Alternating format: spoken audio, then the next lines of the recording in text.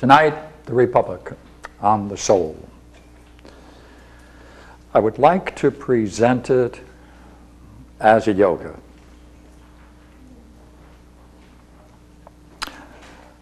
As a philosophical technique,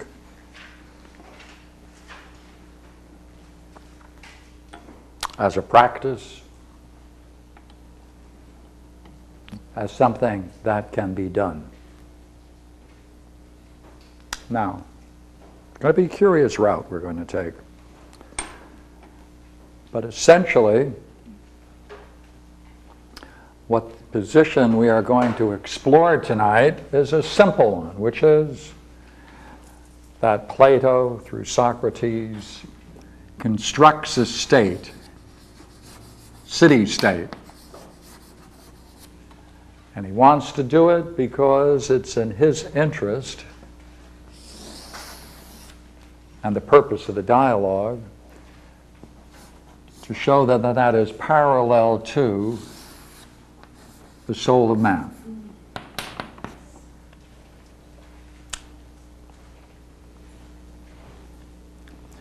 Therefore, we have a simple proposition. If the city-state becomes brave, temperate, wise, just, should be applied here, one-to-one, we should be able to conclude. So just to make sure we're clear about this fundamental analogy, let's just recall that in Book 2, he's challenged to show that justice just in itself is worth pursuing,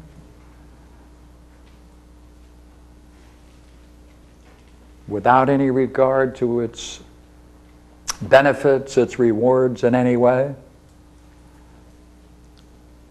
And the opposite is the most injurious thing for the soul of man. He's given this challenge. And the challenge, as you know, is, here is a just man. Curious man. Because everything he does is just. He gains great rewards and benefits.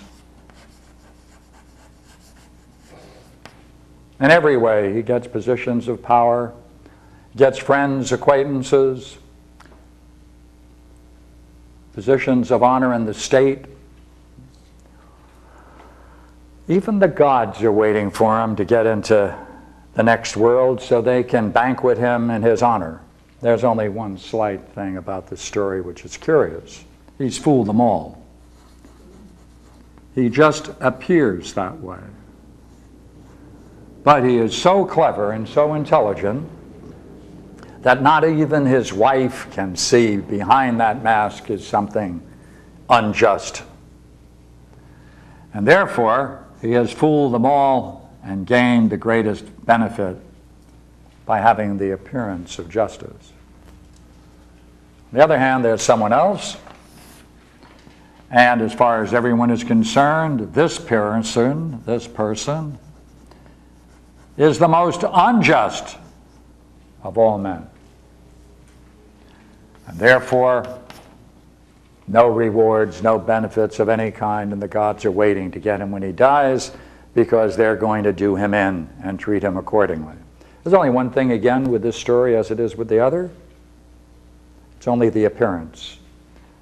For in reality, he is truly, he is a just man.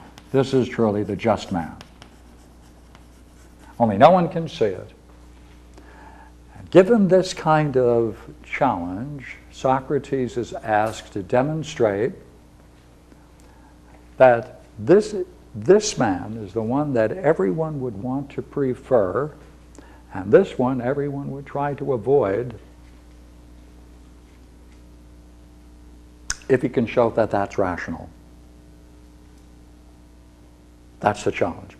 Socrates is being asked to show by pure reason, by reason alone, that everyone following the reason would rather be this man than this man.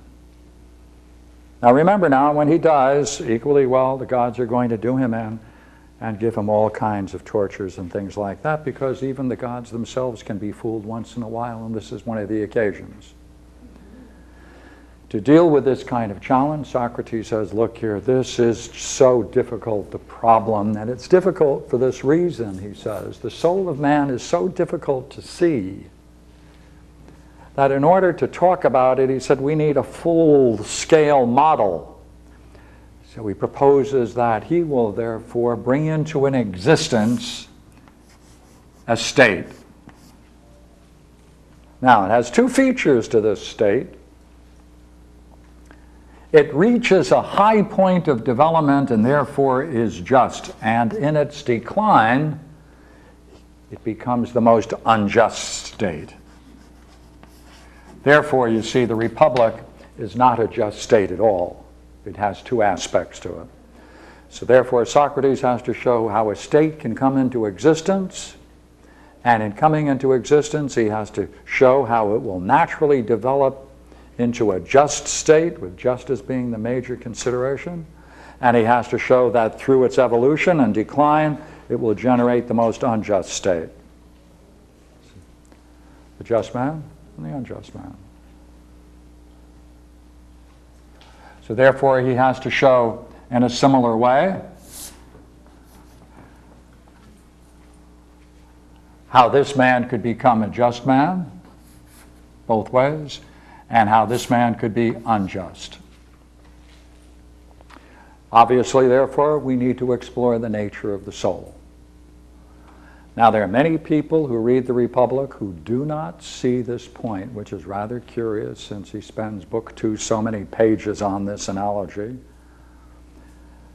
You see, the Republic is not about the development of a just state, or it would fail in its purpose, because if all he could show is the picture of justice and why justice is to be sought for, that wouldn't solve the problem. The problem is he has to show that it's better to be a just man simply because of the effects of justice on his own soul. That's all. That's all. Just of its effects on his own soul. And the unjust man equally well, he has to show how injustice affects the soul in such a way that no one, knowing the effect it would have, would ever choose to be unjust. Now, how does he do it? He first, curiously enough, develops what he calls a just, healthy state. And that's quite an interesting state. It's called, by Glaucon, it's a small, rustic city, very few people in it, everybody doing exactly what they should do. And Glaucon says, hey, no one would want to live in that kind of rustic state. It's a state only for pigs, so it's called the pig state. And Socrates says, oh, that's right, we don't want just a perfectly well-ordered state. We need one with high fever, because we have to show these two qualities. So therefore, they abandon the early just state, and so comes the development of the city-state, which we're familiar with. Now, what must he therefore do? He must show how the development of a state emerges. And therefore, what he has to show is that they are divisions or parts of the city, and each one of the parts of the city-state, he must show, have their parallels here. For each one, there must be its parallel. And once he does that, therefore, the points that he makes in every case about the city-state, we must pick up and apply to the soul, because that's the purpose of the dialogue, the Republic. So it is an extended analogy covering 10 books. Now, remember what we said. We said we're going to try to show how this work is a yoga, a philosophical practice. Therefore, let's see if we can outline it just the way he does and use a couple of quotes here and there to make that point. Now, how does he do it? Well, The first thing is quite simple. We're all familiar with it. He says, look here, to have a society, you must have classes of people doing certain kinds of things. There must be rulers. There must be, we might call them guardians, those that can support and maintain and preserve the state. And then we must have the vast number of people, farmer merchants.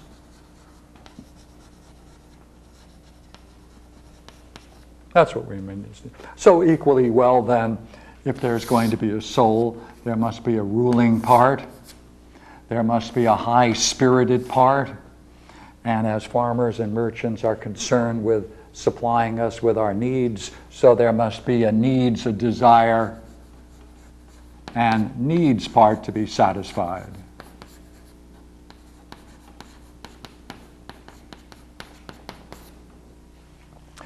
I am not going to now go over the construction of the state. That's pretty well known. What I would like to now do is shift to the soul and continue the discussion on the level of the soul. Now, here we have a soul of 3 parts.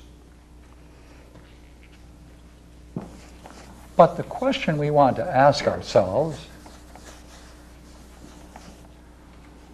is whether the soul of man acts in a unitary fashion or whether it parcels itself out in parts. Like when the soul of man does something, does it do it as a whole towards a particular thing in a particular way? Or does it have appropriate parts with which it then specializes its functions? Now, in order to talk about the soul, we must always keep in mind this model. Right? Simple model. If you came tonight, which you did, to PRS for this talk, you then must have had that object in mind. Therefore, you had to have a goal, something you sought to achieve. As a consequence, you must have thought it might be to your benefit to be here. If you thought it was to your benefit to be here, then you must have had some plan to get here. And if you had some plan to get here, then you had to command yourself to do what you had to do to achieve your goal, which was to come tonight for this talk. Whatever it is in us that does that, soul. Whatever that is that does that, soul. In today's world, we use the word psychology. That's the study of the soul. Psyche is soul. And these are the kinds of things we're familiar with in any textbook on psychology, right? So therefore, we will use the more classic word soul rather than psyche or mind, because I'd rather reserve those terms for another function. So therefore, let us now put it here. You see this? Let's put another goal here.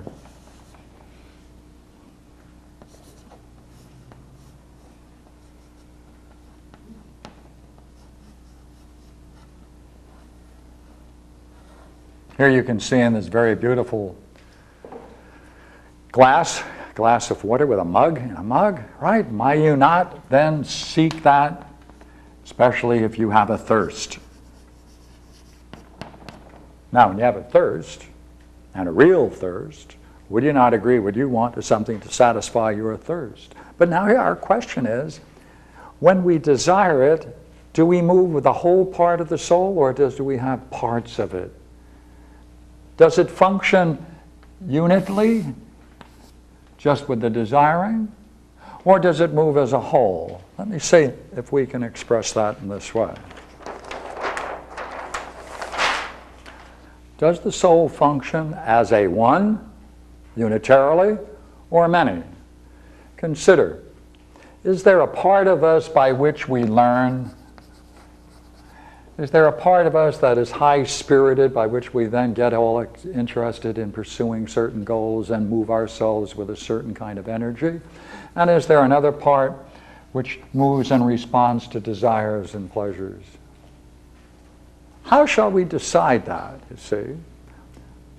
Because let me see whether we can just push this for a moment and you'll see what I mean. Is it possible that a person could be experiencing thirst for a nice period of time, and therefore they are very thirsty? At such point, would you agree, they're not interested in any particular kind of Coca-Cola, beer, wine, or any beverage? What they want is simply a drink, just simply to satisfy their thirst. Ideally, the more they are thirsty, the more they want just for itself pure water. No particular kind of drink. The more they are thirsty, the more in their mind they would feel a need for just pure water, just pure water. Wow, that's all I would need. Now, in that case, would you not agree? The person would be in hot pursuit of that pure water. But wait a minute. Suppose, however, someone would say, excuse me, before you drink that, I just want to warn you about something. And suppose they warn you that that pure water isn't pure at all, but may be hazardous to your health. Is it possible then, under such circumstances, you might say no, even though you are driven by a desire for drink and for pure water? Wouldn't you say to yourself, wait a minute, I better examine this? If so, there's a part of us that desires and pursues our desires and wants it satisfied, but will hold back and say no if there's substantial reasons for arguing against it. That suggests, does it not, that there's one pattern, the pursuit of this goal, and another pattern, no, don't do it. And if so, that suggests there are two patterns in the soul. Well, you might be very high-spirited and drive yourself towards that drink, but nonetheless, would you not agree, the stronger and the louder that no is, the more you hold yourself back? Well, then to that degree, we are in a curious place, because to the degree that the high-spirited part of you listens to the arguments that water is dangerous to your health, it's polluted, to that degree, that high-spirited part of your nature is now going to become an ally of your reasoning part. Well, if that's the case, then it looks like the high-spirited part can join with the reasoning part against desire.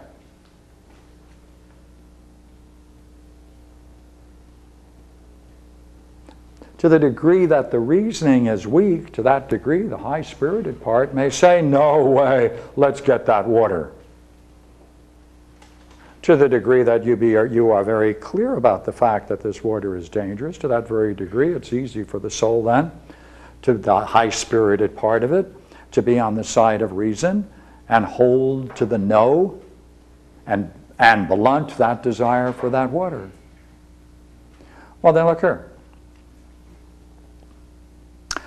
Is it always true with this high-spirited part that sometimes it can join, and sometimes it can join with a desire, sometimes it can join with reason?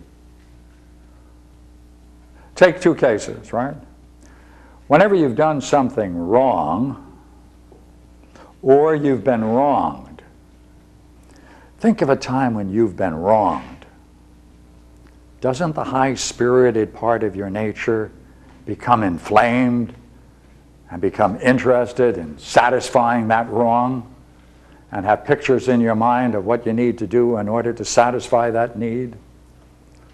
And in that degree, would you not agree? High-spirited part is running rampant and it's going along with desires and it's not listening to reason. And you run the risk of acting out perhaps more strongly than you should, and it may not even be appropriate to the circumstance. On the other hand, if you're doing wrong and you know you've done wrong, would you not agree? You're more gentle at such occasion. If you know you've done wrong, you know you've done against reason, then you're more temperate.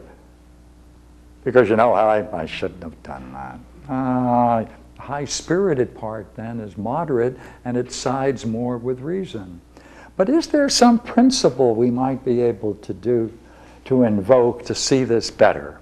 And that's the principle I want to get to now.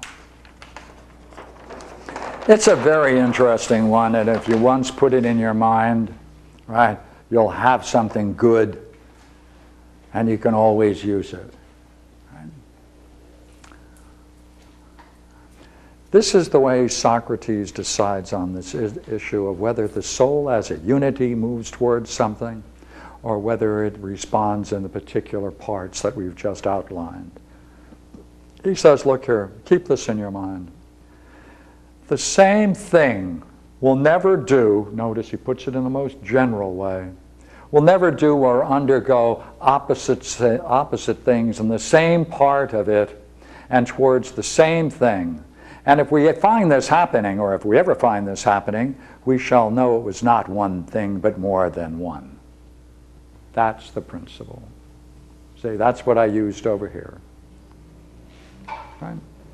So, are we talking about the soul? Yes. Does the soul, right, does it ever undergo opposite things in the same part of it? Taking the example here, is it possible that the reason would say, I have good reasons for saying no to that water, and I also have good reasons for saying yes? Well, then it doesn't know whether it's right or wrong.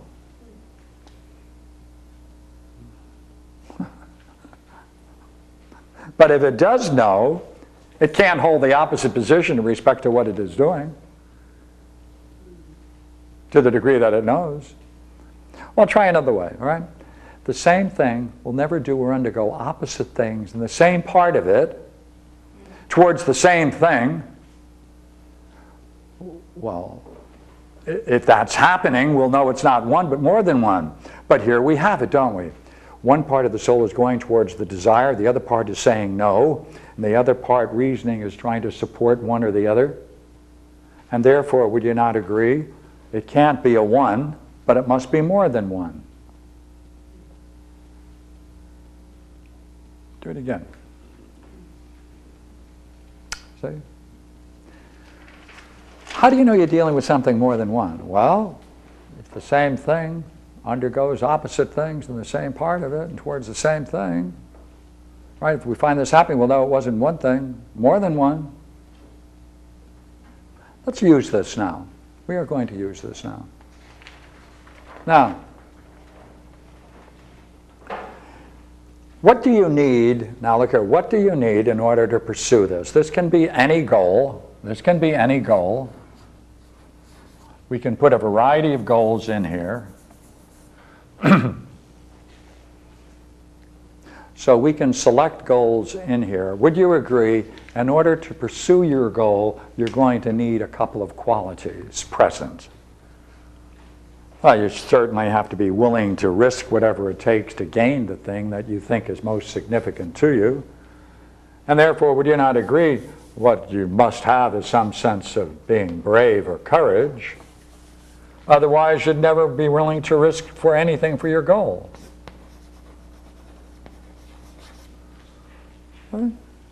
Couldn't possibly do anything without that.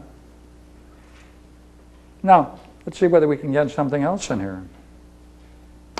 Would you agree you also must have a certain state of mind when you pursue it? Right? Should you be reckless? Should you be reckless in your bravery? No, you can't be reckless. We would hesitate calling it bravery. Well, you could appear courageous, but you must have it in a certain tempered way. Now, I'm going to call it, just for the moment, temperance. Right? But look here. Would you not agree you're not going to pursue that goal unless, on your best judgment, it makes perfectly good sense for you to do so. That is to say, you have good reasons for regarding it as a highly valued object or goal, and you want to pursue it. Therefore, there should be some knowing on your part. I'm just going to call that wisdom. By that I mean a certain kind of knowledge, by the way. Let's make sure.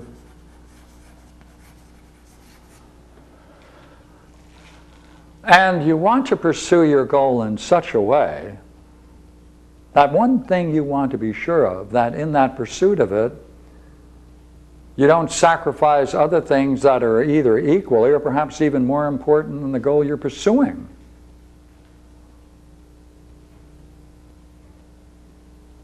So there has to be some sense, therefore, that what you're doing has this aspect of justice.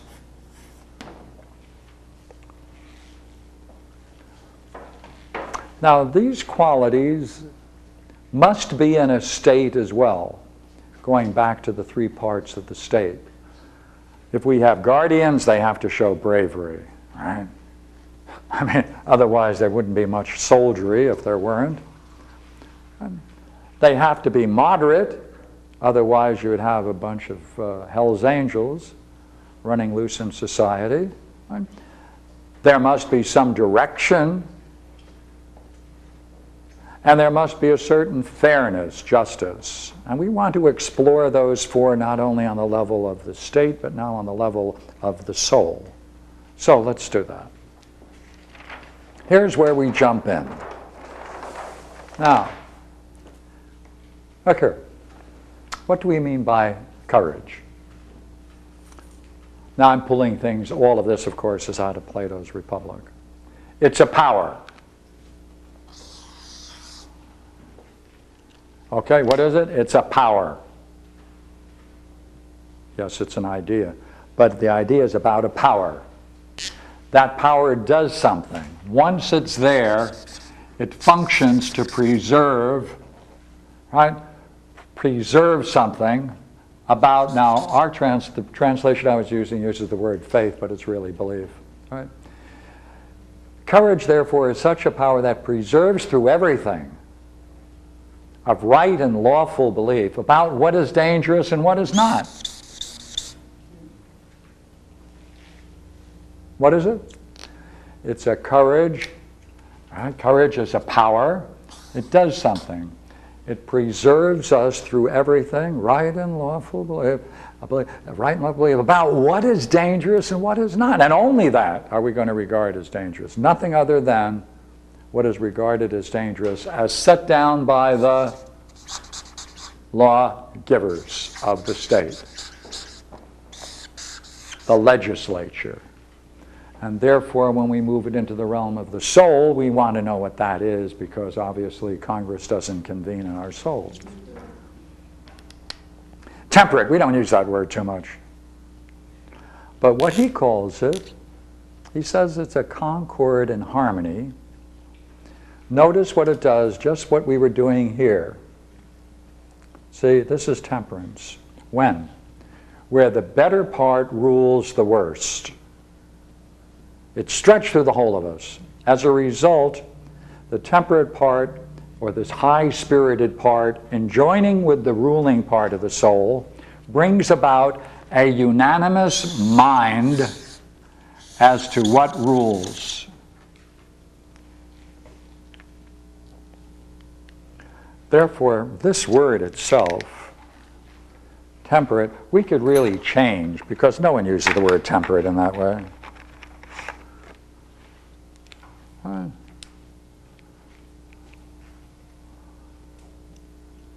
So I'm going to put a little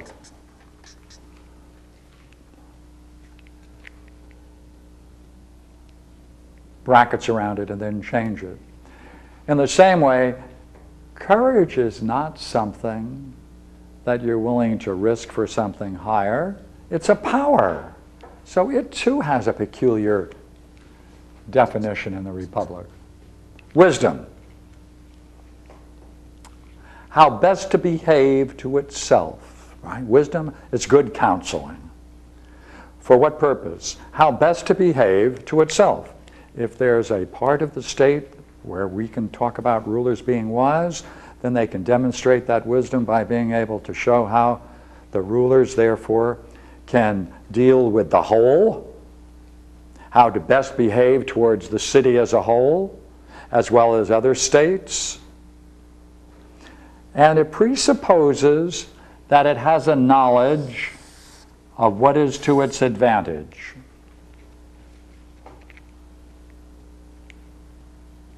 It's only wise because it has that knowledge. Temperate. It also, see, there must be something about temperance. There must be something that tells what is the better part. That's a knowledge. Now, justice. What does he mean by justice?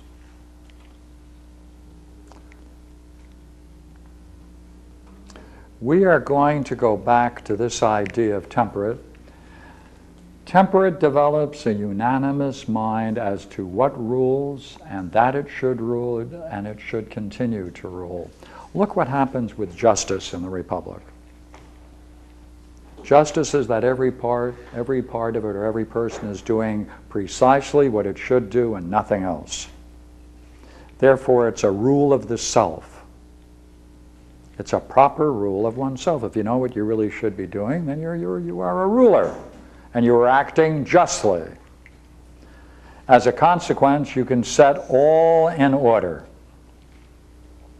You become a friend to yourself. The whole soul then, or the state, is all in tune. You know what you've done? Therefore, you have made yourself, or the city-state, one out of many. Remember, unanimous mind? Justice, therefore, is the way to make a oneness out of a many. Now, the practice and what preserves this condition in the soul and works along with it, that's wisdom.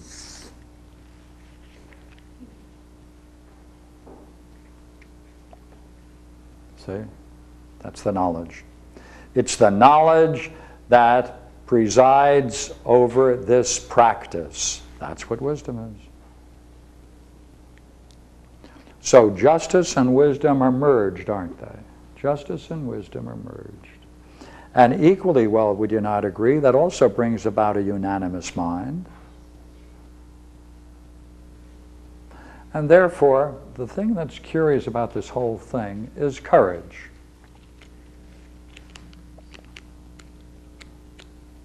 And that's our task. Let's see if I can build a mystery out of it. How can this become a learning? How can this become a practice? Well, let's take a look. If each part of this, right, if each part of the soul is then functioning in its proper way, then it can rule itself, then it can set all in its proper order, then desire is willing to be ruled by temperance, so the high-spirited part is willing to be temperate. Temperance then becomes an ally to reasoning, the high-spirited part becomes an ally to reasoning, and the desires, therefore, are completely consistent one with the other.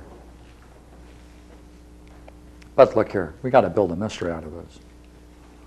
How do you make yourself one out of many? Well, there's a practice that preserves this condition in the soul and works along with it.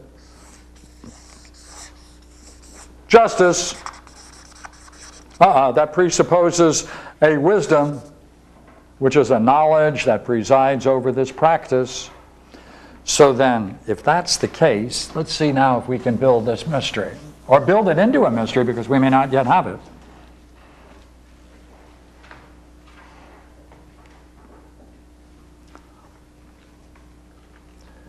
There is a practice. Right? There's a practice that preserves the condition of the soul.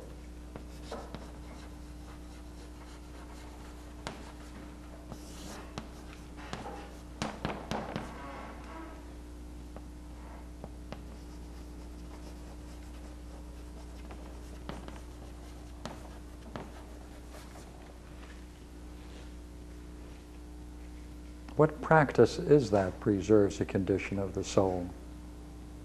Well, it presupposes a knowledge, doesn't it? It presupposes a knowledge. It presupposes a knowledge. That knowledge presides over this practice. Right? It's over it. Right? It's over this practice. Oh, we're going to call that wisdom, aren't we? What practice? It's nice to have the practice, but what's the practice? Well, it's a certain knowledge that presides over this practice. What's this practice that it presides over? Oh, each part must be doing what is proper for it and nothing else. Well, how do you determine what part is going to be doing it? How do you determine the proper part for each part of the soul? What is the proper role for each part of the soul? To rule itself. How do you rule itself? Well, I know. You have to have knowledge of what is to its advantage. That's what you need. But wait a minute. How do you determine what's to your advantage? Oh, oh, the way you can tell what's to your advantage is when you find that the mind is unanimous as to what rules.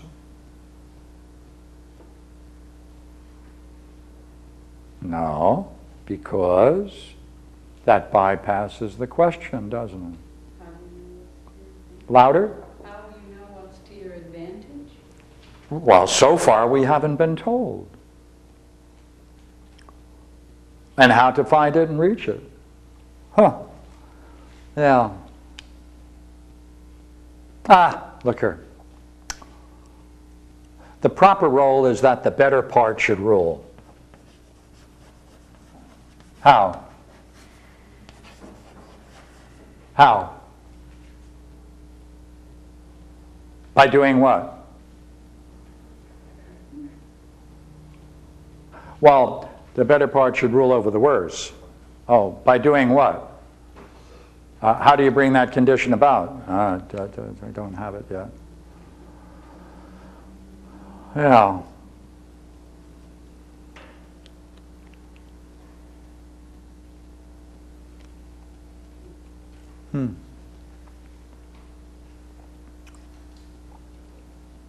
Let's see if we can do it again.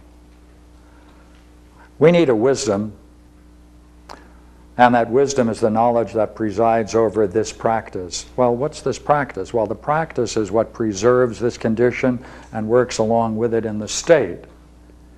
Well, what practice is that preserves this condition that works along with the state? Do we have it yet? Oh, well, we can get it here. It's a knowledge of what is to its advantage. But we don't know what's to its advantage yet, do we? The ascension to reality. The what? The ascension to reality. If you were looking for an answer. Oh yeah, I like that answer. I like that answer. Yeah. If we knew what was dangerous, would we? That's courage. Well, that's the other side of advantage. Yeah.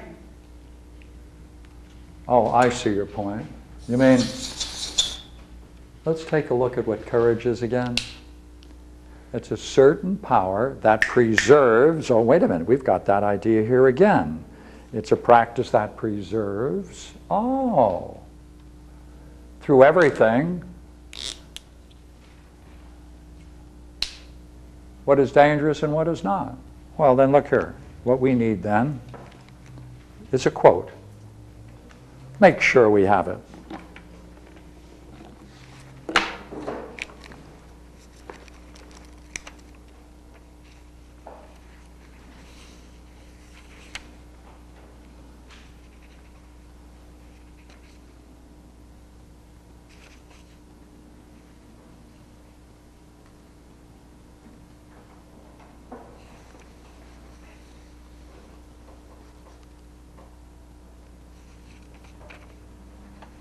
Well, here we have it.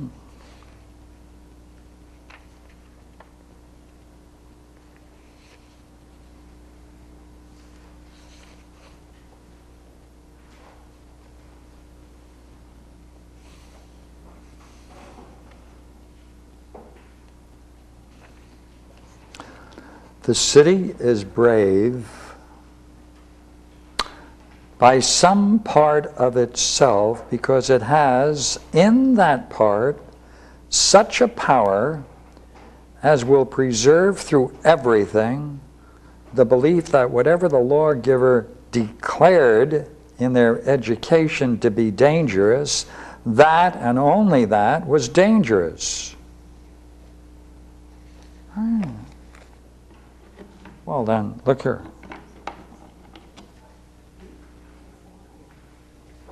Let's try to put this into words then, all right?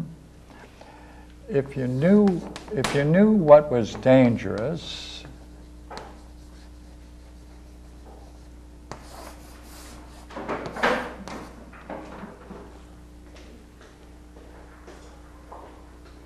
and what was not, if you knew what was dangerous, and if you had a certain power, if you had a certain power, if you could get a certain power going, and without the power you can't do it,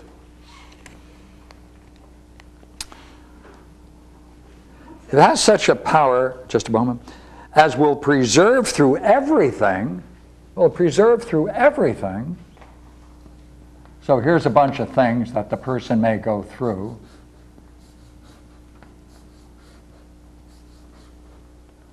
It preserves through everything a belief. Well, what is that belief? A belief that whatever the lawgiver declared in their education to be dangerous, that and only that would be considered dangerous and nothing else. So wait a minute, then what do you have to have? You have to have a very clear idea of what's dangerous.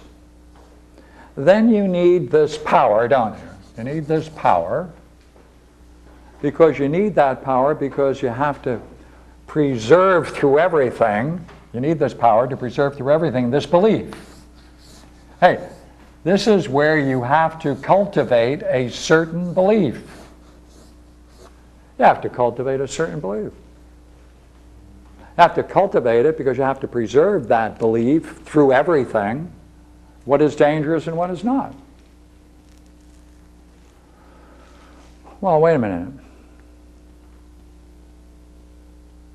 If you could do that, by the way, would that mean then that you would be ruling? Would you then be ruling yourself?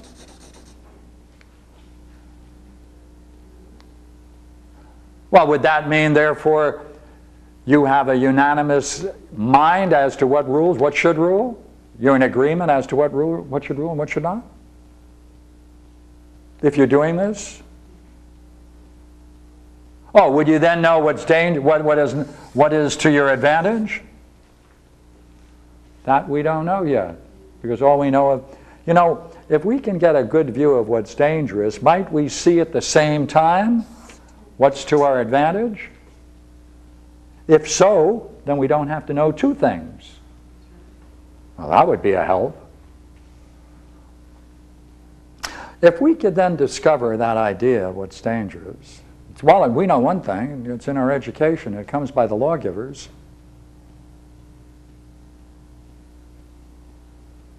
Might make us one out of many, be able to maintain that throughout. What kinds of things is it likely that we will have to go through? Because look here, all right, it will preserve through everything. Just what are these everythings? Well, luckily enough on the same page, we've got it. What page is that? It's 429D, or in the Rouse, page 228. Let me read it to you. That which preserves the belief about dangers. What is dangerous and what is not, which law has engendered through education. And when I said through everything, I meant that it preserves this both in pain and in pleasure, and doesn't let it go either in desire or fear. So, well, that's easy now. We go back in here and say, This would be an experience of pain, pleasure, fear, right? That's what we have because that's all we need. And especially desire. That's everything. So wait a minute then. There's a certain belief, and you have to hold on to that belief through everything. You need a power in order to get that.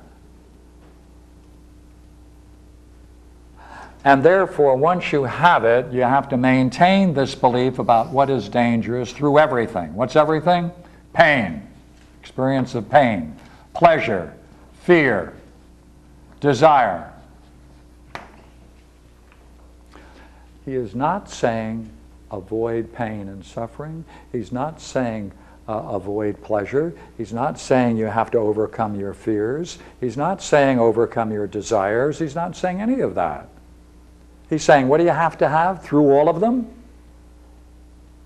You have to maintain a belief about what is dangerous and what is not. And you better get that power to do it, because without it, you're not going to be able to maintain it. Ah, all right. It requires a certain effort, a certain thing you have to then, hey, practice. You have to preserve that. That will bring about a condition of the soul. That will be its proper role. That will be the better part functioning, and that's how you'll rule. But what is this belief? Well, thank goodness there's more to the book.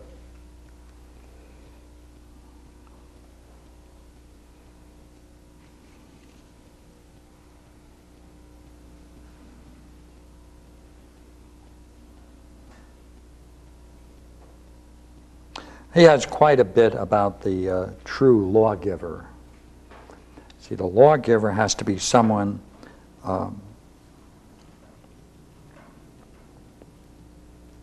won't have any trouble in working out things of the sort of laws and constitutions that are needed in a well-governed city or an individual.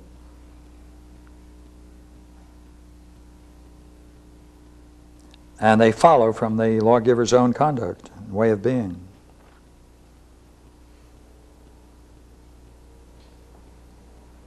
And interestingly enough, the first thing that the lawgiver must do is to dedicate to the gods temples. And the example he uses is, for us, nothing but for Apollo of Delphi, the greatest and the finest and the first of all enactments the lawgiver must give. And he said, what you must avoid at all expense is that we don't want any interpreters. I don't want any interpreters in this game, except the God of our fathers.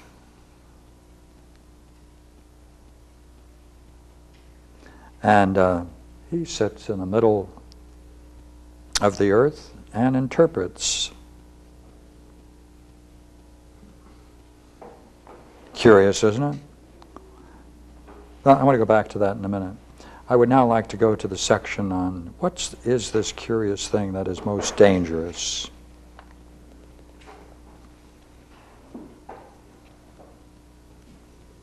Now, it has to be so clear that we'll see it when we hear it.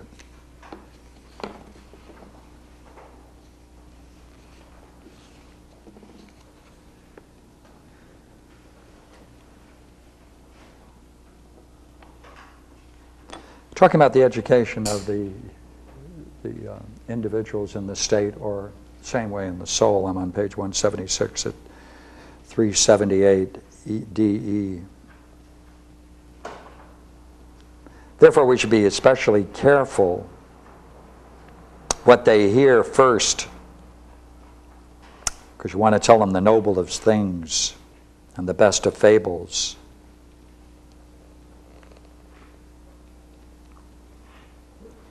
Well, here it is.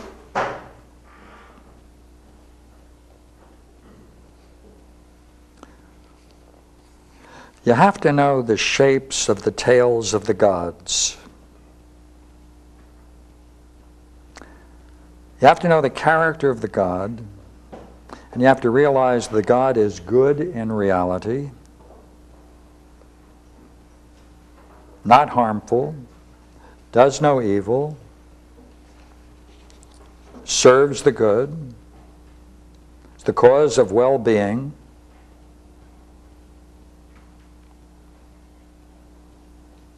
cannot produce anything evil. Good, God is good. Not the cause of all things, but only the cause of things which are good.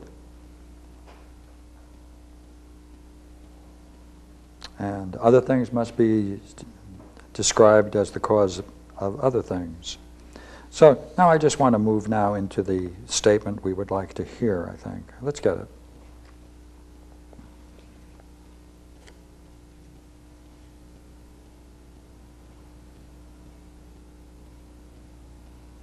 First, he's going to state it negatively on 178.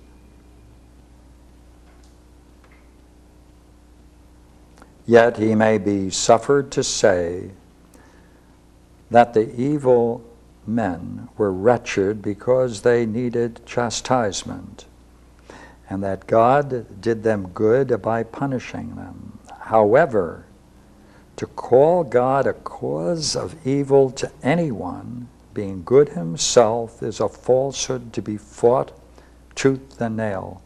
No one must allow that to be said in his own city, if it is to be well governed. No one must hear it, whether young or older. No one must fable it, whether in verse or in prose. Such things, if spoken, are impious and dangerous for us, and discordant in themselves.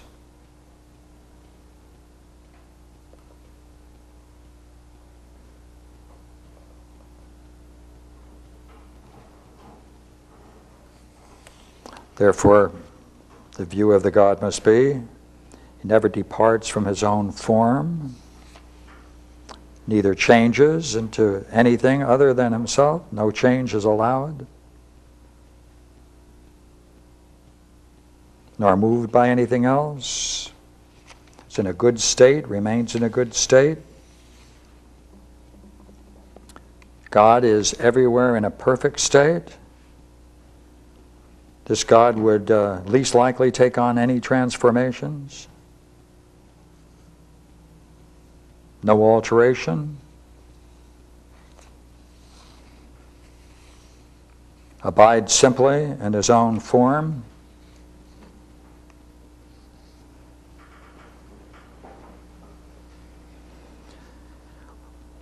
Would a God wish to lie or deceive in word or deed by putting a pretense before us?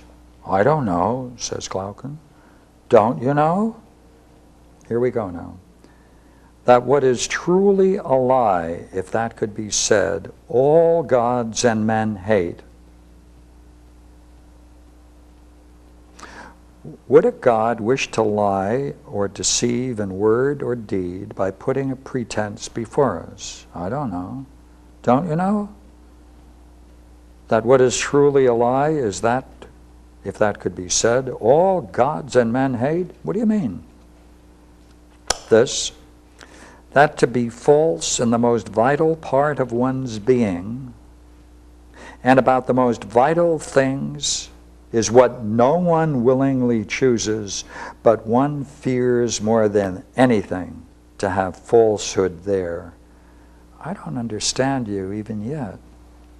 Always is because you think that I'm saying something pretentious. I only mean that in the soul, to be false and to be deceived and ignorant about what is real, and to have and to keep that falsehood in the soul, no one would ever attempt such a thing. All have the greatest hatred for it in such a place.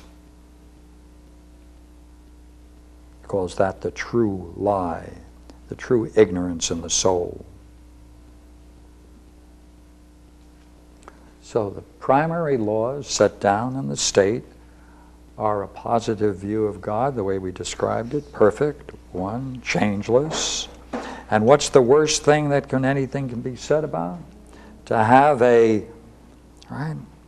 I mean, in the soul, to be false and to be deceived and ignorant about what is real, and to have and to keep that falsehood in the soul, no one would ever accept such a thing.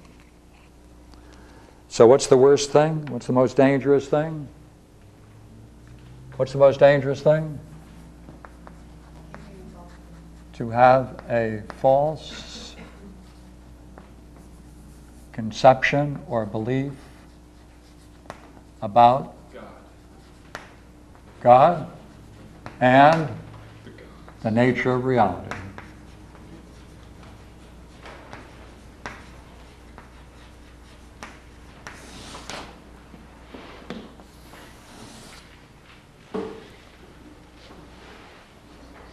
What's the worst thing that can happen to someone?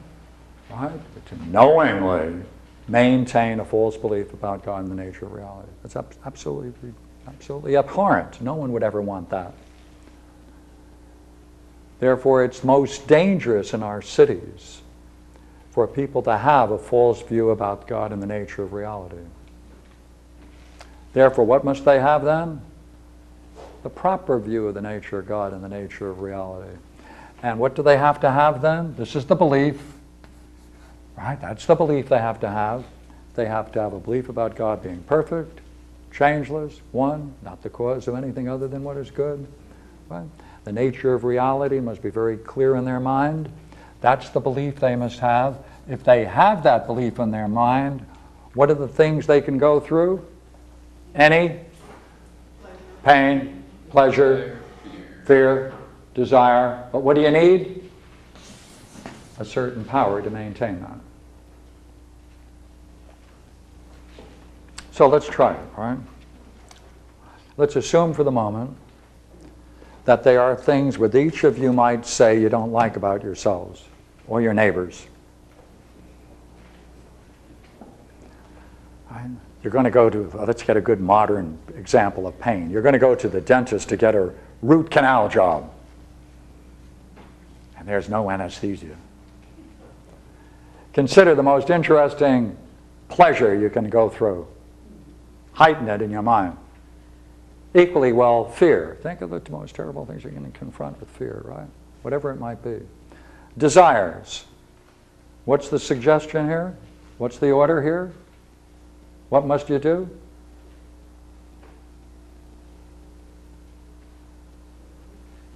Hold the belief that God is good and the nature of reality is good. And not allow any of Any these of those to dissuade you of the nature of reality or the cause of that reality being other than a good. Perfect. Is that a curious yoga? Mm. That's a yoga. Okay? That's a yoga. That's a very curious kind of yoga. Where do you get the power? Now, through this, he uses terms which I want to bring to your attention for a moment. All right. He uses concord, harmony, right? And I think I may not have put it in here. I should have. Yeah, all in tune. He uses musical terms throughout this entire work. And therefore, he raises the question of how do we become musical ourselves and those that we wish to make musical? How do we do that? Because if you do that, well, then you experience the nature of music in a very interesting way. Harmony, concord, tune. Right? And therefore, we have to take a look at that, and we also have to look at this curious thing called power. Now, throughout Plato's Republic, there are two studies that are very, very significant. One is music, and the other is gymnastics.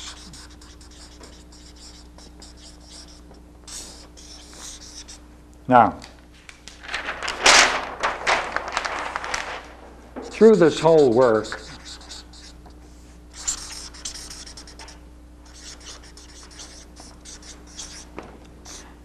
he uses terms in a very popular way, and then he defines them for his own use. And you have to balance those two, because that's like an esoteric tradition built right within what he is doing. So now look here, don't be surprised, therefore, when we look at music and how to become musical ourselves, and it's not going to appear to be music at all. Don't worry about gymnastics. It's not going to be gymnastics at all. Right? We can be clear of that without any trouble. Let's get a couple of quotes, and then we can do it together. So first, let's get music, which everybody knows.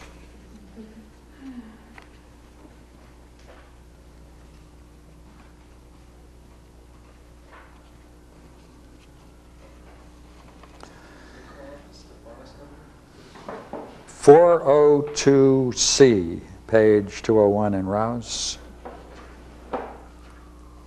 Then is it not true in heaven's name that in the same way we cannot be musical ourselves, nor can those whom we say we have to educate, our guardians, until," now here's where we're going to follow it, until, how do you become musical? Become musical ourselves, or to educate others to become musical? It will have nothing to do with music. We're not going to be able to do that. Here's the condition for becoming musical: until we can recognize the shape of self-control, courage, just what we're talking about.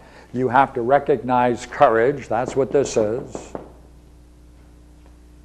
You have to recognize courage, self-control, courage, generosity, and loftiness, and all the things akin to these. Would you not agree, if you can pull this stunt off, if you can practice this, you would therefore necessarily experience self-control? If you can go through the most extreme pleasure and pain with this idea in mind, if you're maintaining that, it should bring about an equanimity. And that would be courage, would it not? That's the definition of courage. Right? A certain generosity and loftiness. Okay, how do you become musical? We can't become musical until we can recognize the shapes of self-control, courage, generosity, and loftiness, and all things akin to these. And again, they're opposites, because if you fail to do it, you'll become in contact with its opposites necessarily. Where they're dancing about everywhere: pleasure, pain, fear, and desire. And until we can perceive them in all the things in which they are, we must know them and their images and never disregard them, whether in little or large. But we must believe that both the image and the original belong to the same art and practice. When, hey, look here, see? Then, when both are there together, beautiful matters in the soul and the body, what agrees and concords with these and is of the same type, would not be the most beautiful sight? Yeah, be the most beautiful sight. So what is musical? You then have to learn to recognize all the attendant states of mind that are either attendant with these states, or when you're still practicing and don't reach them, you'll become necessarily involved in their opposites. You'll be able to see them to whatever degree and to whatever image they are, large or small. Now let's take a look. Would you not agree that doesn't look like music? Right? Now look at gymnastics. Everyone knows what gymnastics is, which is real nice.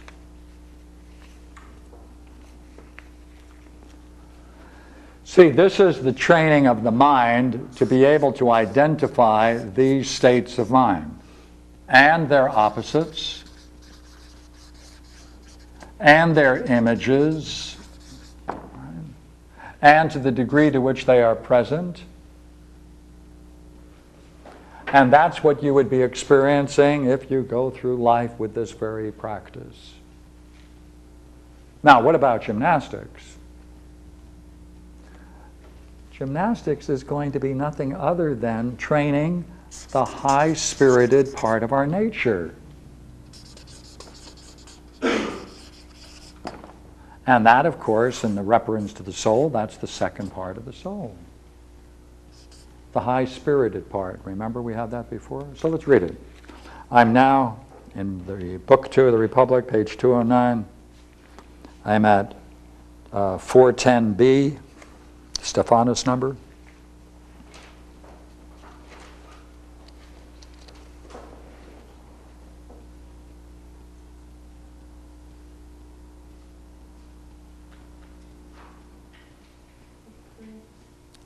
Book 3. Yes, book 3. Pardon me, did I say 2? Yeah, book 3. And will not the musician, notice who we call the musician, and will not the musician, following these very same tracks in the pursuit of gymnastic, manage, if he wishes, to need nothing of medicine unless it's absolutely necessary? Agreed. Again, he will labor at the exercises themselves and their hard work with an eye to the high-spirited part of his nature. What do you got to do? You got to direct your mind to the high-spirited part of your nature when you go through all these exercises. What for? Rather than towards mere strength. He's going to awaken the high-spirited part of his nature. He's not going after strength. That's what gymnastics does. Gymnastics builds the strength of the body. That's not what he's doing. What's he doing? He's awakening the high-spirited part of its nature.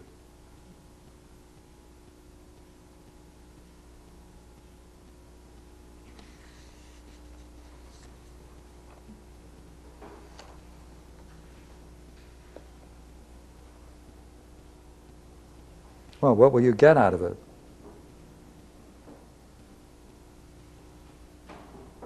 The high-spirited part of our nature, if rightly trained, it would become courage.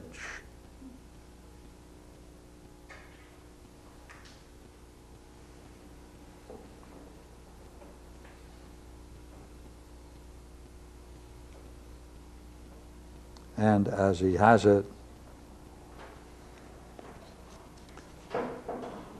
then take these two natures,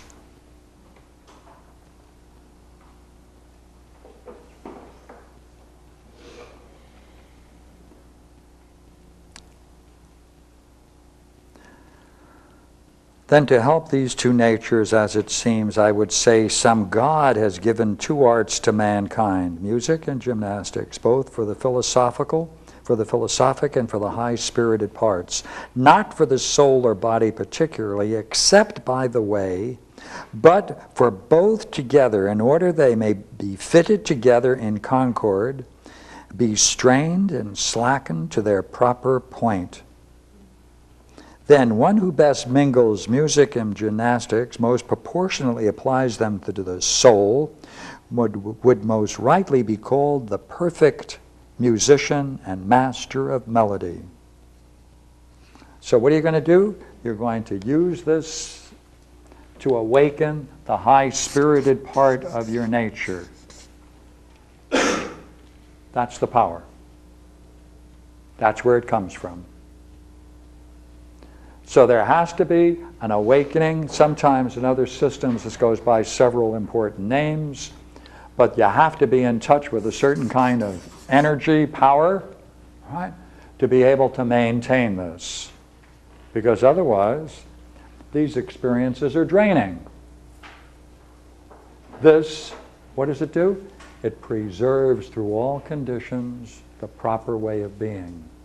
Now, is that exercising the mind in a different way? Is it a yoga?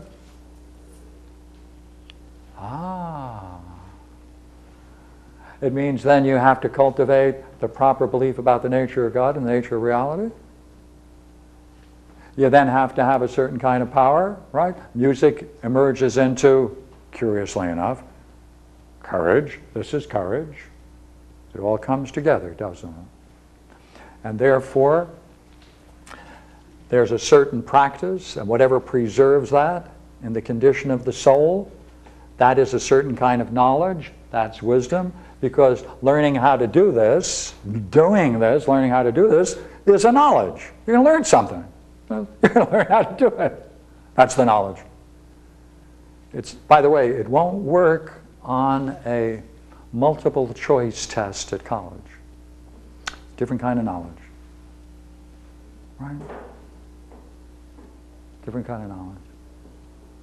It's the knowledge that comes to the willingness to do this, and you learn about it, and therefore you learn what preserves it. It brings about a certain condition of the soul that's continuous, and that's the condition for the emergence of justice and wisdom.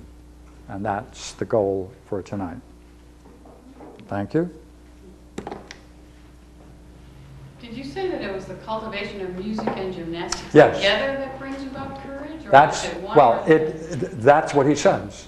both together? Can you That's share- the perfect musician. say something? Wouldn't that make a perfect musician?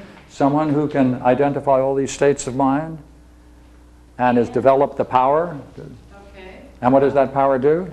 I'll How read it does again. developing that power help with the high spirit? It dovetails right back into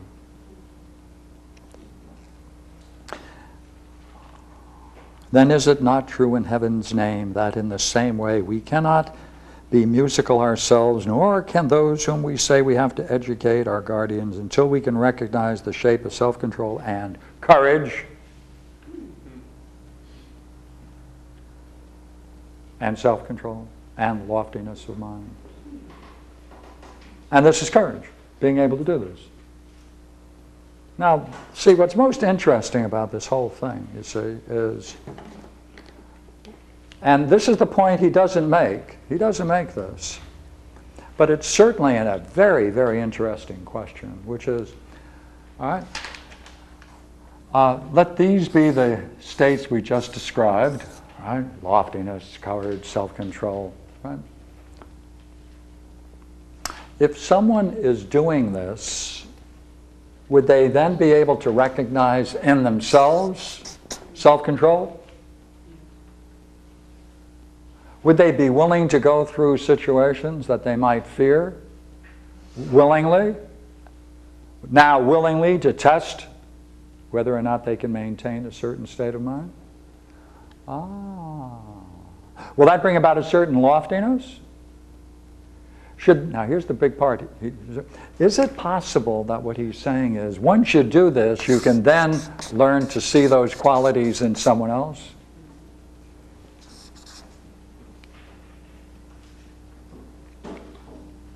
Then it's training the mind to recognize states of mind, both in yourself and in others. And that training leads partly to courage? I mean, how is courage tied in with recognizing states of mind in yourself and others? Is courage a state of mind? Yeah, is courage a state of mind? Well, that's the thing. Well, is it? I thought courage was that holding on to the belief that holding on Yes, to an that's right. understanding of what's dangerous, which would be to hold a false belief about the nature of God and reality. So that practice of holding on to that belief is courage. Mhm. Is that a state of mind, holding Yes. on to that? The best one. That's it. Got to know its opposite too. And everything builds out of that, doesn't it? Everything builds out of courage.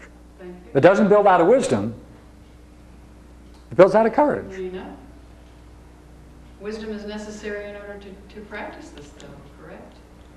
Well, yes and no. No, because you see, wisdom is the knowledge. You pick up a knowledge of that practice and what preserves it. Wouldn't you want to know, hey, I was able to do it through pleasure and pain, a little bit of fear, but every once in a while with desire, I'm not able to do it. You'd say, wow, let's talk about it, right? Is it possible then that a person might want to know what blocks them in preserving that state of mind or that belief through all of these different kinds of experiences. Correct. I'll tell you what we do. The noetic sciences in Sausalito are interested in a study, and the study is very interesting, and that is that we're going to test out this very theory of music, and we're looking for volunteers. So in order to be part of the study, you'll have to identify the particular things that you find painful, that you find pleasurable, that you fear and desire, and then we're going to test you to make sure that you have a proper belief about the nature of God and the nature of reality. And then we're going to see whether or not you can then maintain that belief with a certain kind of power, and whether or not that makes any transformation of either you or the experiences you have. You want to volunteer for that study? That's philosophy. Say, this is philosophy.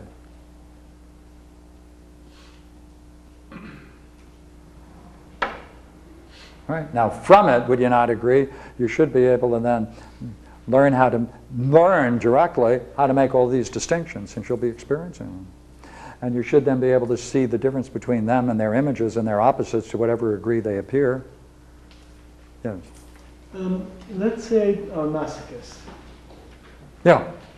And I still have the belief about the nature of God and reality, and my reality is being a masochist. Yes. Oh, yes. Is this the type of person where, in order to achieve my reality, I will have the justice, even though everybody else is going to think that I am unjust? No, we would tell your masochist, we would say, you certainly enjoy getting into fearful situations, and you seem to enjoy them, and you're able to maintain a certain equanimity of mind as you go through them. By the way, we're not interested in that this week. From now on, will you just explore states that you would call most pleasurable?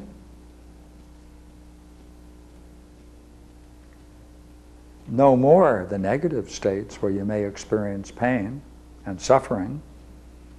So I'm not experiencing pain, I'm experiencing pleasure. Yeah, okay.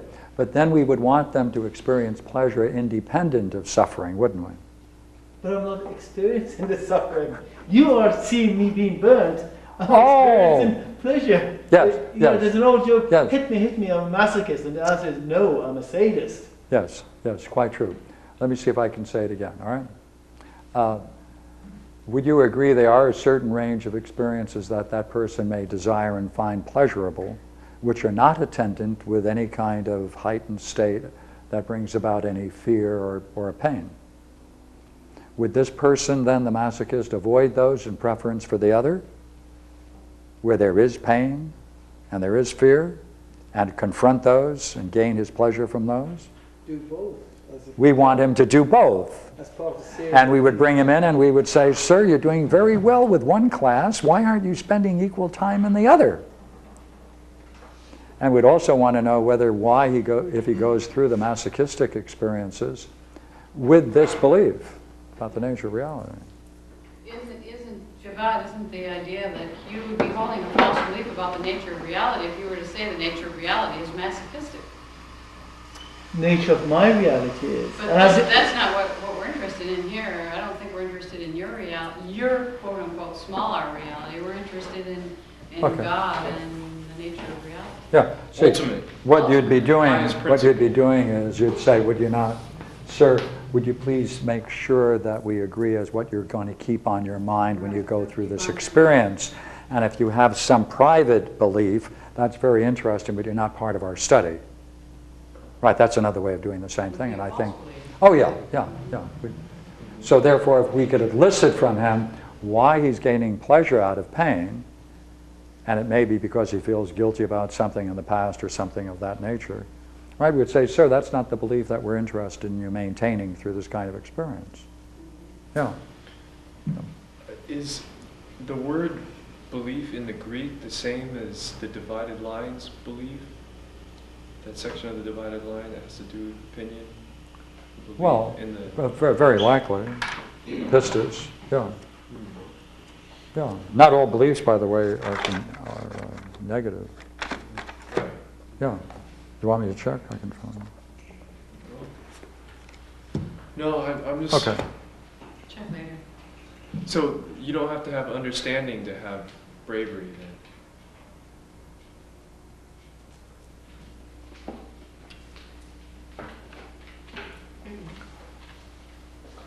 You can't. Just a right opinion. This is the beginning. This is the opening step of the yoga. This is where it starts. Right. In music. That's right. Okay. It starts here. And then you go into gymnastics. Now you're adding to it high-spirited element. Right? Then you're being asked, you're right, is this understanding to get this idea from courage? Now let's move to courage. Right. Right. You'd have to have a unified view of the nature of God, as we described a moment ago, would we not? Mm-hmm. All the pieces would have to fit about the nature of God. Okay. And that would have to be consistent with the nature of what is real or reality. Yeah, that sounds like Then, understanding. then we're going into understanding, are we not? Mm-hmm. Yeah. So belief is sort of misleading, isn't it? I mean, if you understand it, it should be you have this understanding that's a power that Why? It doesn't sustains you. preclude it. It presupposes it, unless we're talking about different things. Didn't you agree that to have this would require an understanding of how to bring identify all of these things and bring them together into a unity? Right. Yeah, Right, yeah, to yeah, do that. Yeah. You don't know that these are true. These are beliefs about the nature of God and the nature of reality. Agree with that? Mm-hmm. Yeah. But to bring together this idea, you have to use understanding, do you not? Mm-hmm. Is that right? Yeah. And then to know what preserves this understanding through all of these experiences, to know that, you would then have to identify other things, would you not? Beyond this. That's what he's calling wisdom. Want to go one more step? We go one more step? I don't know if I got the last one. I know I didn't get the last one. Two. Can you? Well, I'm on the idea here of preserving. If you're able to do this, you not only want the practice, but you'd want to preserve that, would you not? The activity, you want to preserve it? Yeah. He calls that a kind of knowledge. That's a kind of knowledge that you gain through the experience. Now, I want to use that in a way. All right? Would you agree then, if you're going to be doing that, you are going to awaken. You're going to awaken the high-spirited part, are you not? Right? You are then going to be seeing a ruling function, will you not? And you would then have to be then in controlling or influencing the realm of desire, would you not? All right. Would you not then have to deal with whether or not the soul is one or many? Would you then need a couple of principles to guide you into pulling this together? Could you then talk about it in relationship to the state? Could you then communicate this? Watch now. See, what you have, as it were, is the core. Now, to communicate this to someone else with analogies, which is what the Republic is, this is the core knowledge. Now, to communicate this to you and I, would you not agree he uses a Republic? He builds analogies, and he builds models, and he builds divided line, so that therefore we can share it, can we not, on the basis of understanding? That's understanding, isn't it? That's the other part of philosophy. So to communicate this in a systematic way where you're trying to preserve these distinctions and be fair with each one of them, that takes development of understanding, doesn't it? Analogies, which is what we started with. I agree. And some principles to guide you, such as the ones that we were playing with. What's that? Especially this one, to know whether or not you can make the analogy in the first place, the conditions for making analogy, in order to say whether or not the parts of the soul are really our parts, or whether the soul works as a unity because if the soul works as a unity, you couldn't make all these points. So therefore, would you agree to communicate what you see to someone else in a systematic way is another part of philosophy. But the core, the practice, is this. But you start from the practice, and then it's the opposite way that he's normally been doing. Reach philosophy at the end rather than the. You start with the yoga, and eventually the outcome of the yoga is the philosophy. Yeah, this is a yoga, but if you want to communicate it to others and make it into a coherent system, then you have to break out of just being a spiritual practice and use the mind to communicate and to nail down all of these distinctions in a very fine way. Yeah. I was wondering if this is correct. Good. With respect to Proclus's elements of theology, I saw you once say that something, you take something, it can, with respect to its communication, it can be three things. It can be deficient, full, or overflowing. And then you said one part of philosophy was the practice, the other part of the practice was the communication of it. Is the practice is to being full as the communication is to the overfilling? The overfilling or overflowing, I think, is another way of putting it.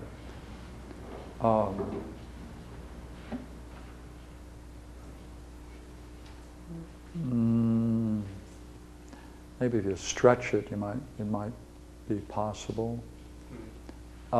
In communicating, it's a procession. Some processions are overflowing, right? In Proclus, he makes a distinction between procession, declension, as you're probably familiar with when he talks about the soul. A declension is when the soul, he has the question of whether soul as a cosmic thing, how the soul then can generate, as it were, particular souls. And he talks about that as a kind of overflowing. He talks about it as a kind of overflowing, but he talks about it as a declension, because it's a diminutive form, smaller form, of the cosmic soul, and therefore that follows the idea of a declension, right? Parting, where parts of itself emerge.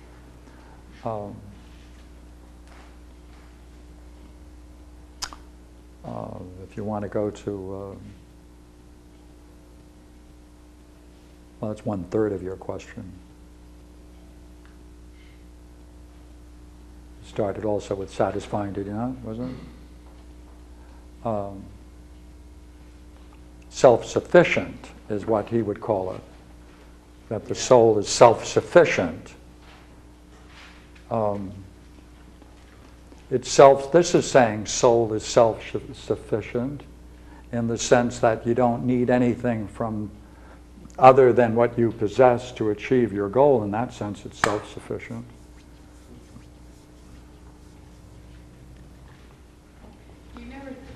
What's the lawgiver in the soul then? Is it? Well,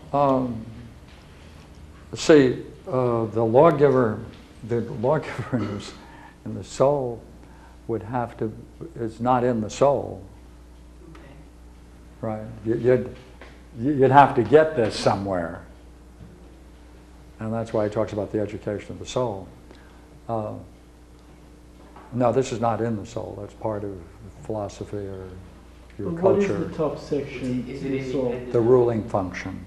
The ruling The function. ruling function. Reason. Reason it's, of the it's ruling. not the lawgiver. The ruling function is like the bottom part of the mean analogy to. Well, the ruling function is what you do with what you have. How you then Like, can you use remember your last knowledge. week you had the 5 Oh yes, circles, and I'm saying that so. yeah. Or circles, yeah. Right. So could you have the lawgiver to the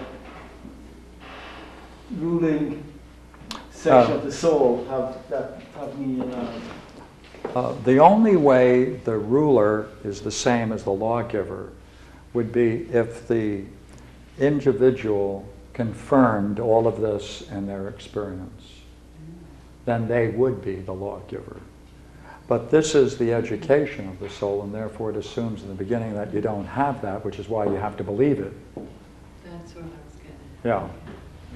So it's confirmable, but Are you saying that they're not stating that the literal practice of music and gymnastics with one's mind directed towards the high-spirited part of our nature will strengthen that high-spirited part and therefore give one courage? Are you saying it has nothing to do with the literal practice of music and gymnastics?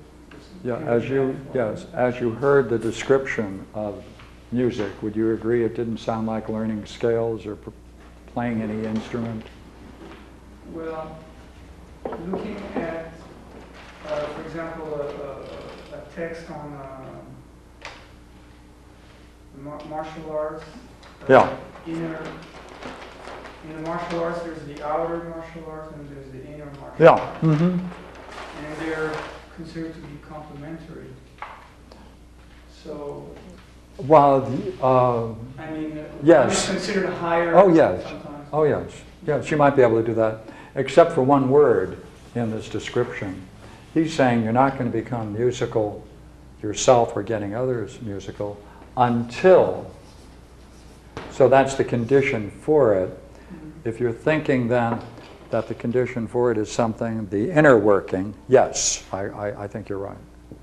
If we agree on that, yeah. But that's certainly not the outer form of music or the outer form of martial arts. It would affect the outer form. Since I'm not sure about that. I imagine that there can, I don't think, no, I don't think so. Well, I'm not sure about that. Let me make sure. We're asking whether or not twins would be studying music the way in which Plato describes, and one would study it this way and the other would not, but would study it traditionally. And whether or not they had to master the same external form of music, whether they would be different musicians as a consequence of both the inner and the outer, as we're now expressing it.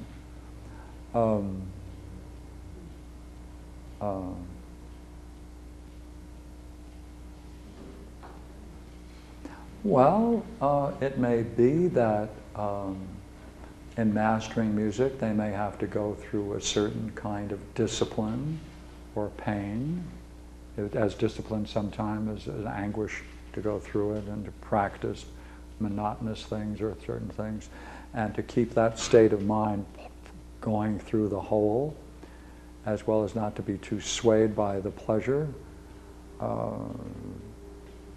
Very likely, yeah. Okay, yeah. In that sense, yeah, I go along with it. Yeah, that's right. Okay, I had to reason my way through that. But this music could be any music.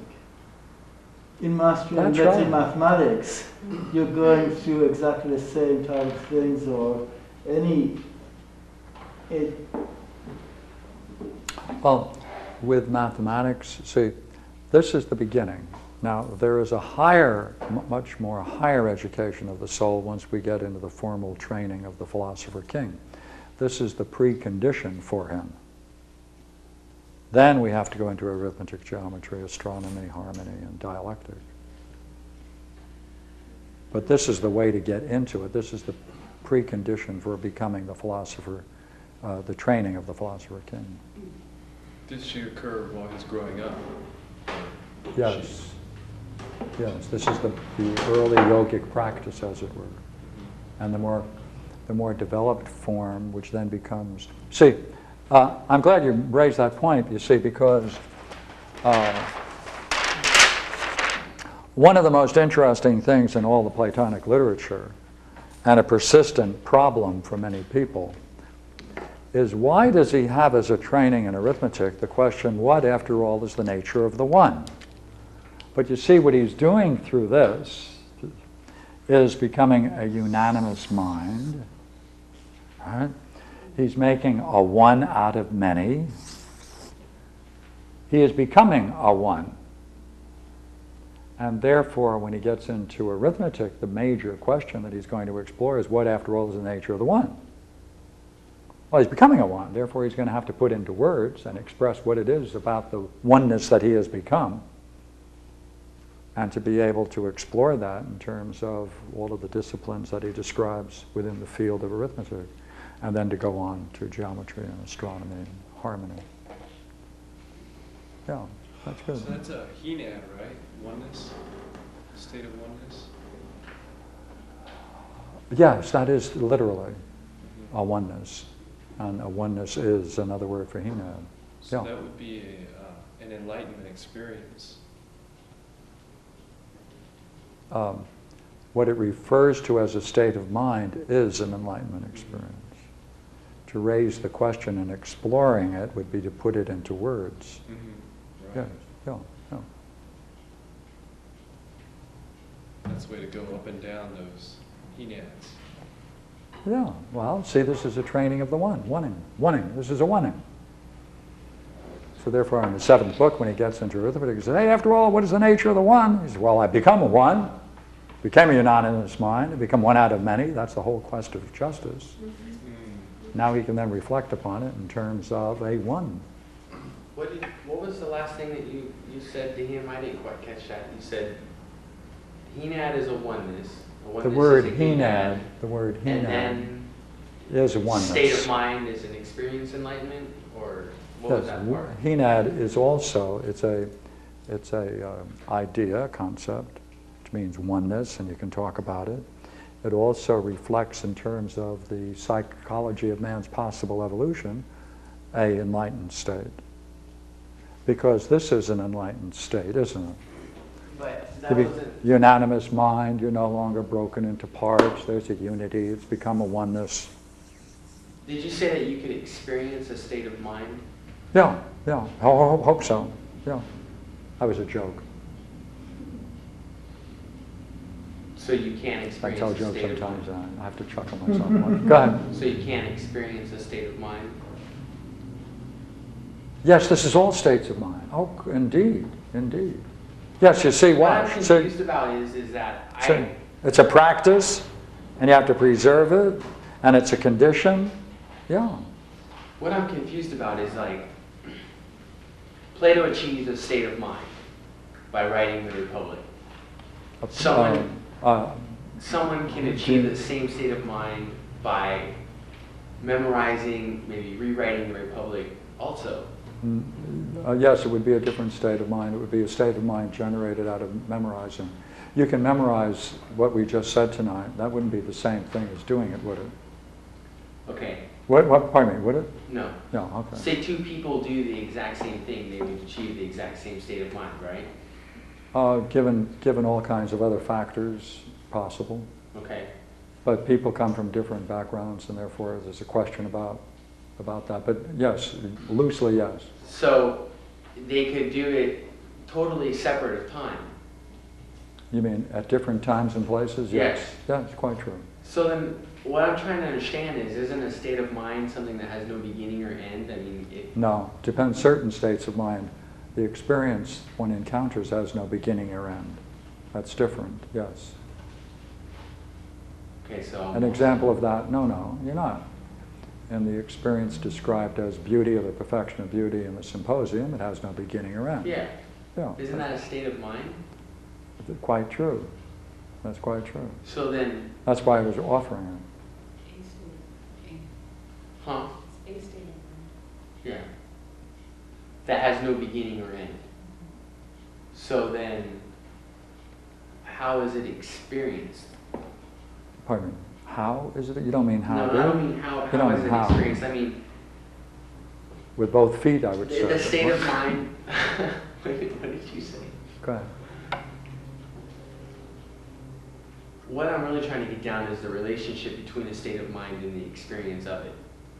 I Like didn't if know a there state was of a mind difference. has no beginning or end, and an experience has a beginning, middle, and end. Pardon me, you're talking about different things. See if you can clarify it in your mind. Yeah. Um, What I tried to ask was what you originally said to him. That was what brought up the idea in my Well, I mind. think that's pretty far down the road, and I think you moved a bit from there. You can talk about, see, a state of mind. That's what you're talking about, right? That's a state of mind. And you can talk about what it is that it is encountered. What is it that is encountered in a state of mind? Right. The state of mind doesn't have, right, you can't say the state of mind has no beginning and end, since you can go into it and out of it. Okay. That doesn't mean that what you've encountered doesn't have those boundaries. Okay. It can be without those boundaries, such as beauty itself. Okay. Right. Okay, good. That good. was Yeah. my question. Thank you. Yeah, good. Thank you.